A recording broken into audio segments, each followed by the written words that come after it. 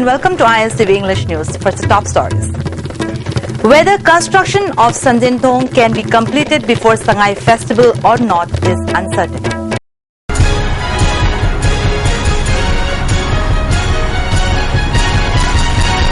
Now the news in detail. Though Chief Minister Okram Ibobi and other authority concerned had assured time and again that the Sanjintong Bridge, of which construction had started on May 30th last year, would be completed before the Sangay Festival last November, it could not be completed.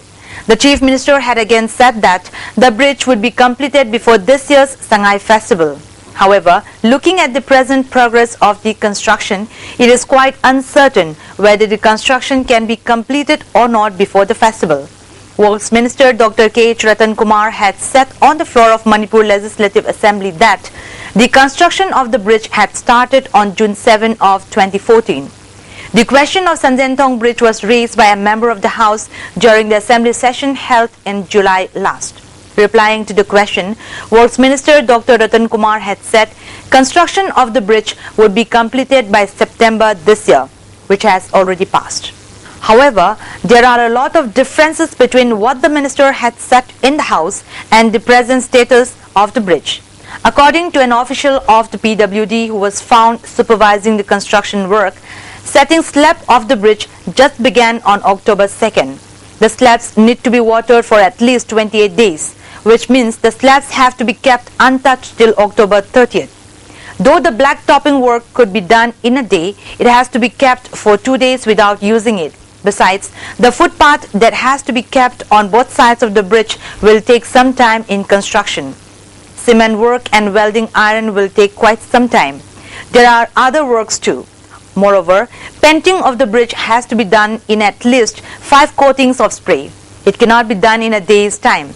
It will take some days. Further, it cannot be set how many days it will take in the electrification works for lighting.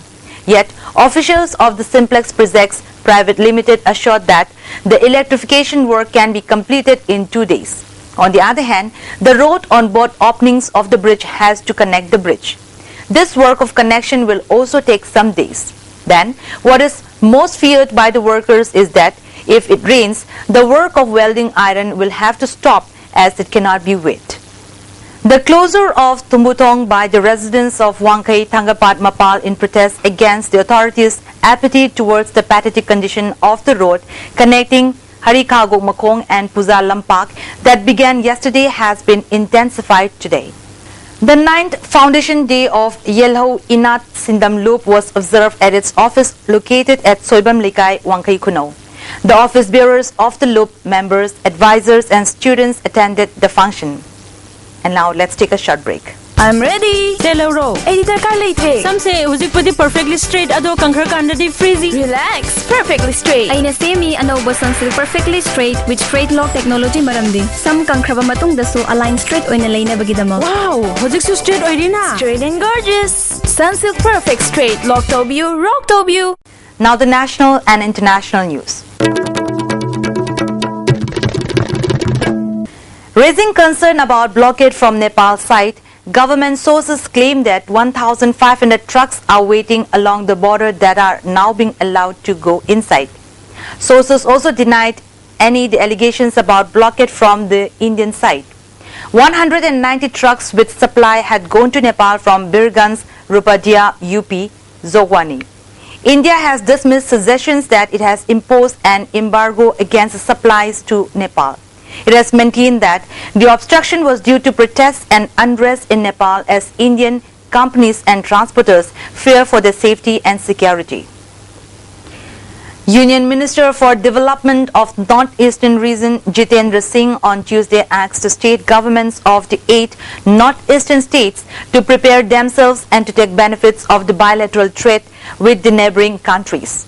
The Northeast needs to prepare themselves to take benefits of trade opening up with the neighboring countries, especially in regard to production of goods and services. Singh said, addressing the first Executive Council meeting of the Northeastern Council, a regional planning body of the Northeastern states.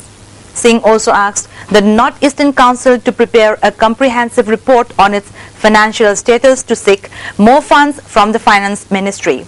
Presiding over the first meeting of the Executive Committee of the NEC here, Singh said the advice has been given in view of the fact that the development body's budget has not been enhanced in last 40 years. He took note of the suggestion that the annual budget of NEC had not been enhanced for past almost 40 years in spite of change in fiscal and market scenario. Union External Affairs Minister Sushma Swaraj on Tuesday briefed governors of 8 northeastern states on the Act's policy and various cross-border connectivity projects that would link the northeast to the wider region including Myanmar, Bangladesh, Thailand and even Cambodia, Laos, PDR and Vietnam. The meeting, which held at Jawaharlal Nehru Bhavan, was attended by governors of Nagaland and Assam, P.B. Acharya, Arunachal Pradesh, J.P. Rajkhowa, V. Sanmuganam of Manipur and Meghalaya, Lieutenant General Nirbhay Sharma, Mizoram and Srinivas Patel of Sikkim. The meeting covered comprehensively all aspects of India's Act's policy, with particular focus on how this impacted on the northeastern region. In our keynote address, Sushma Swaraj said, Northeast is a natural partner in India's Act's policy. Being our land bridge to Asian, she said the Act's policy was a means to strengthen the stability, economy and prospects of our northeastern region. Whether the Aadhaar card can be used for things like opening bank accounts and taking phone connections will be decided by the Supreme Court today. The Indian government's ambitious Unique Identity or UID program has been challenged in court over privacy concerns since it uses biometric data like fingerprint and iris scans. The court has already ruled that Aadhaar card be used only for availing subsidies in the public distribution system and purchasing kerosene and cooking gas, and that too voluntarily. The court has also referred a related debate over whether privacy is a fundamental right to a constitution bench. After a slew of blows to the UID scheme, the Central Reserve Bank of India, Stock Market Watchdog SEBI, Telecom Regulator TRAI and a number of states moved the Supreme Court for extending the voluntarily use of Aadhaar card to other services. Before we close the top stories once again, whether construction of Sandentong can be completed before Sangai Festival or not is uncertain. That's all for now and keep watching ISTV News Update.